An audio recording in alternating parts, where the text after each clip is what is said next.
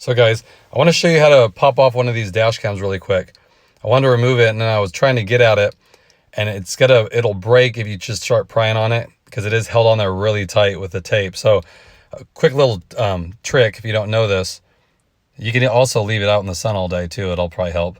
But for the sake of time, I just want to show you, just use a good old fashioned heat gun and hit it with some heat.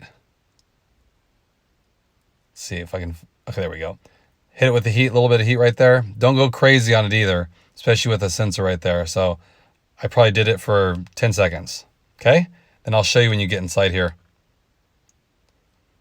Okay, so now you just use a little trim tool. Sorry, it's a little shaky, guys, trying to hold this and show you here. See how easy it comes off? And this thing was really solid. I couldn't even budge it. And I didn't want to crack it trying to pry it off. So you just take the trim tool, break it loose, and then I'm just holding on the base there. Don't hold the actual dash cam. And I'm just going back and forth with it, and then it's got to pop off here. And the cleanup is very minimal by heating it up. Makes it quick, because that stuff, if it's not warmed up, it just makes a mess. If you do get it off, then you have to scrape the 3M tape off and all that kind of stuff. So just want to share that. If you guys are getting a new one or it breaks or whatever, you don't have to go wrenching it off and breaking it.